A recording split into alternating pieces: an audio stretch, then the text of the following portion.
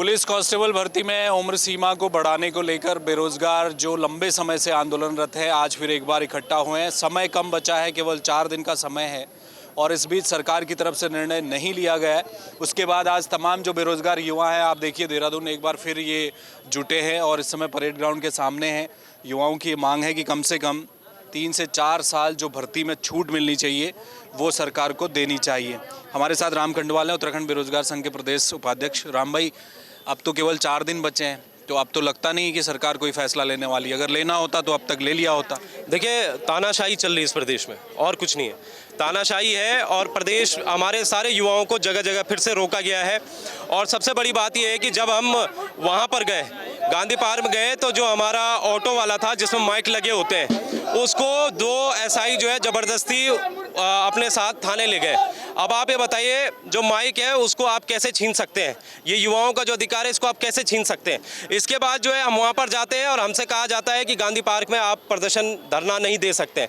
अब आप ये बताइए कि इससे पहले जो गांधी पार्क में रैलियाँ होती हैं, राजनीतिक पार्टियों की रैलियाँ होती हैं, सारी चीज़ें होती हैं, उनको क्यों नहीं रोकते हैं? ये इनकी हिम्मत नहीं होती वहाँ पर उनको रोकने की। लेकिन जब प्रदेश का युवा जो पिछले 1.5 साल से रैलियाँ कर रहा है, अपनी इन मांगों के लिए कर रहा है, तो उसको कहा जाता है कि आपको जो है गिरफ्तार कर दिया जाएगा, आपको जो है बसों में भरकर थाने ले दिया जाएगा। तो इनकी उस समय हिम्मत कहाँ चली जाती है? युवा तो अपनी जायज़ मांगों के लिए कर रहा है ना, ये प्रदर्शन जायज़ मांगों के लिए। ये थोड़ी बोल रहे हैं कि भाई हमें कुछ बड़ा आप वो कर दीजिए, ये कर दीजिए। हमें तो अपनी उम्र सीमा चाहिए, बढ़ाकर आप दो, आज ही दो।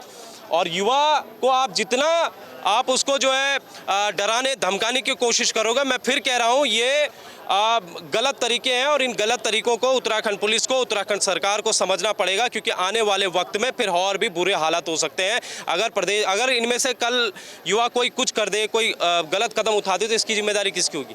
ये सरकार की जिम्मेदारी होगी। हम शांतिपूर्वक तरीके से यहाँ पर कर रहे हैं, प्रदर्शन कर रहे थे, तो क्या दिक्कत है आपको बताइए?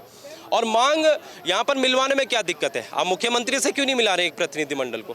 आप जो है सचिवालय में एक प्रतिनिधिमंडल को क्यों नहीं मिला रहे हमारे? तो आप मिला दीजिए। युवा एक आश्वासन क्या, आज आप शाम तक आप जारी कर दीजिए, DIPR में डाल दीजिए आप। हम शांतिपूर्वक यहाँ से चले जाएंगे, उसमें कोई समस्या नहीं है। ये जो पहले मुख्य सचिव के स्तर में भी बताया जा रहा है कि पिछले दिनों कुछ बातचीत हुई है, DGP तो अब आज रहेंगे कि जाएंगे उनका कोई भरोसा नहीं, जिन्होंने आपको आश्वासन दिया था। तो कुछ हो रहा है क्या शासन स्तर में? क्या आप तक खबर क्या पहुंची? देखिए, शासन स्तर में हमें तब पता चलेगा ना जब वहाँ हमें बुलाया जाएगा। अब युवाओं को पता ही नहीं चलने दिया जा रहा है कि हो क्या रहा है। पुलिस कांस्टेबल भर्ती में आयु सीमा बढ़ रही है, नहीं बढ़ रही है, वो पता कैसे चलेंगी ये चीज़ें? वो तभी तो पता चलेगा जब हमारे प्रतिनिधिमंडल को अंदर बुलाया जाएगा, जब उनसे बात की जाएगी। भाई, बात करने में क्या है? हम तो चाह ही रहे हैं, हम तो शुरुआत से चाह रहे थे कि एक समन्वय स्थापित हो सरकार में, सिस्टम में, शासन में, बेरोजगारों में। वो समन्वय तो स्थापित करो कम से कम।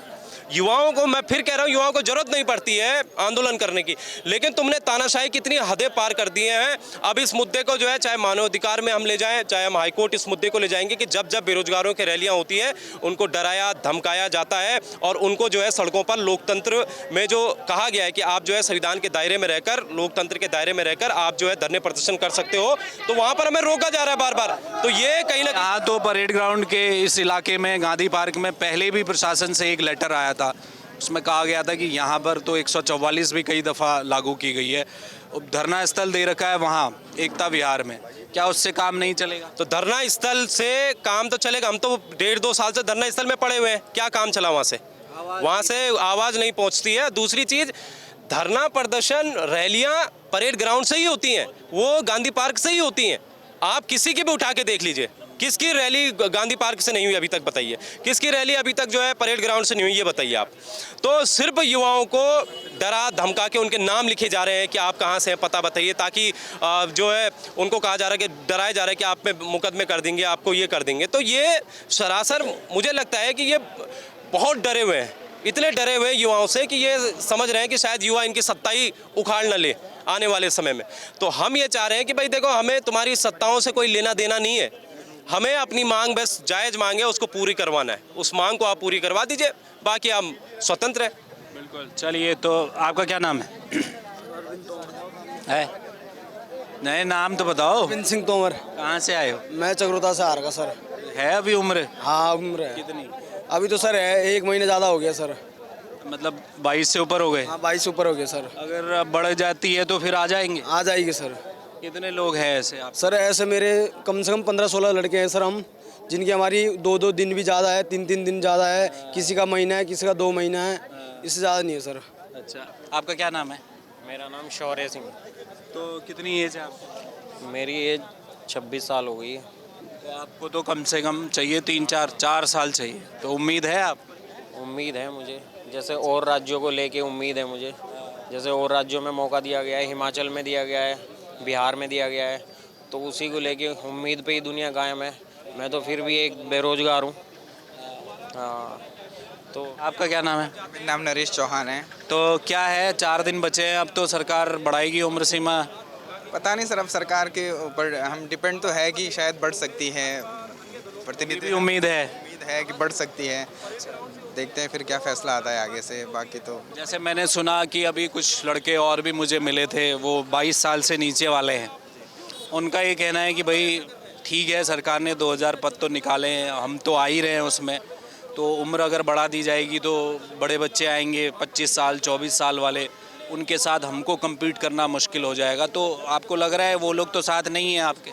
नहीं सर, ऐसा नहीं है, सब साथ है। हमारे छोटे भाई बहन है वो भी। और ऐसा नहीं है कि यदि हम उनको हमारे साथ compete करना पड़ता है तो हमको भी तो उनके साथ compete करना है फिजिकल के लिए। जो 27 साल का लड़का होगा वो 22 साल के लड़के के बराबर नहीं दौड़ सकता है। ये तो जाहिर सी बात है। अगर हम उनके कंपटीटर है तो वो भी हमारे कंपटीटर है कहीं ना कहीं। तो देखिए, ये तमाम लड़के हैं, आज युवा बेरोजगार हैं जो देहरादून पहुंचे हैं अभी कुछ दिनों पहले। इन्होंने इनसे बात करते हैं। आप आओ।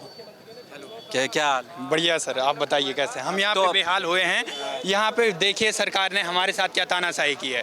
हमने जो पहले ये परमिशन लेटर दिया है सर, ये देखिए, और आप हम जैसे ही यहाँ आए तो आज की बात कर रहे हैं आप। ये तो चलो, इसको तो हटा ही देते हैं कि आपको आंदोलन नहीं करने दिया जा रहा, पुलिस रोक रही है, जाने नहीं दे रही है, ये तो एक अलग विषय हो गया। मेन मुद्दा ये है कि 4 दिन बचे हैं, अब 29 तारीख को आखिरी तारीख है। उससे पहले अगर एज नहीं बढ़ती है तो क्या करेंगे आप लोग? सर, हम अगर एज नहीं बढ़ती है हम दिल्ली कूच करेंगे। हम जब हमारे परिवार का मुखिया धामी जी हमारी बात नहीं सुन रहे हैं तो पीएम मोदी पूरे देश के मुखिया हैं। मोदी जी से हमारी गुजारिश रहेगी कि मोदी जी हमारी बात सुनिए। हम यहाँ से पैदल मार्च करने का सोच रहे हैं। इसके बाद आज हमारी एक विशाल रैली होगी। अगर सचिवालय कूच करने में हमारे सचिवालय में कोई आदेश नहीं मिलता है या हमारा वेट होता है पिछली बार की तरह कि हमारा विचार करके बताया जाएगा, तो हम ऐसे नहीं, हम इस बार दिल्ली जाने की सोचेंगे और सब जितने सर्वसम्मत सभी भाइयों के साथ, सभी अभ्यर्थियों के साथ हम दिल्ली की ओर कूच करेंगे सर। दिल्ली चलो होगा आप? दिल्ली चलो आंदोलन अभी स्टार्ट होगा सर। एक बात और, जैसा आपने कहा कि अभी 4 दिन बचे हैं, तो जैसे हमारा उत्तराखंड लोक सेवा आयोग है, वो 3 महीने बाद दरोगा के फॉर्म रीओपन कर सकता है, तो UKSSSC क्यों नहीं कर सकता है? तो ये तो सरकार के हाथ में है, सरकार कुछ भी करवा सकती है। तो 3 महीने बाद जब दरोगा के उनके कोई प्रिय व्यक्ति रह गए होंगे, इसलिए 3 महीने बाद फॉर्म रीओपन हुए ना, तो इसमें क्या 10 दिन का टाइम एक्सटेंड नहीं हो सकती? ये बात है, महत्वपूर्ण बात ये है। आप बताओ। एक बात सर इसमें ये भी है, जब 2021 में हाँ 2019 में आई थी वन विभाग की भर्ती, उसमें पहले उन्होंने नोटिफिकेशन दरोगा वाली ना? नहीं वन विभाग कांस्टेबल वाली। तो उसमें उन्होंने पहले दिया था सिलेबस में कि मतलब उसमें खाली साइंस वाले पार्टिसिपेट करेंगे। उसके बावजूद फिर रैलियाँ निकली। उसके बाद उन्होंने क्या करा, फिर उसको बदला गया, पूरा विज्ञापन को बदला गया। दोबारा से सारे लोग उसमें कला वर्ग वालों को भी शामिल किया गया और साइंस वालों को भी शामिल किया गया था। तो अब क्यों नहीं बदलाव हो रहा है, बस मेरे समझ में ये नहीं आ रहा है। और हमारे पास ठीक है, तुम नहीं कर रहे हो बदलाव, मानते तुम्हारी बात भैया, आज तुम्हारी सरकार है, हमारे पास कल वोट पावर है। मैं आश्वासन देता हूँ अपनी तरफ से, अपने परिवार की तरफ से, कि मैं आजीवन कभी बीजेपी को वोट नहीं करूंगा आज के बाद, यदि उम्र सीमा नहीं बढ़ी तो। मैं और मेरा परिवार अभी तक किया है? अभी तक किया है, आजीवन बीजेपी को ही वोट किया है आज तक, आजीवन। पर मैं कहता हूं अपने पूरे परिवार की तरफ से कहता हूं, अगर उम्र सीमा नहीं बढ़ती है तो मैं आज शपथ लेता हूं कि मैं आजीवन कभी भी बीजेपी को वोट नहीं करूंगा। कौन सी विधानसभा है आपकी? हमारी चक्राता विधानसभा है। चक्राता है, अच्छा। लोकसभा हमारा टिहरी पड़ता है। लोकसभा टिहरी है। देखिए, तो ये युवाओं का दर्द है। युवाओं का साफ कहना है कि आप दरोगा भर्ती को दोबारा फॉर्म रीओपन कर सकते हैं। फॉरेस्ट में जो भर्ती आई उसमें कुछ खामियां रह गई, उन खामियों को दूर करने के लिए वापस जो समय सीमा है फॉर्म भरने की वो बढ़ा सकते हैं। तो कांस्टेबल उम्र सीमा को भी बढ़ाना चाहिए।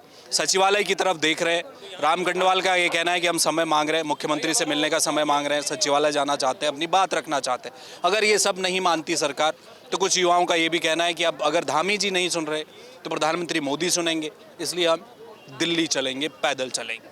कैमरामैन मयूर उपाध्याय के साथ हेमभट्ट, जय भारत टीवी।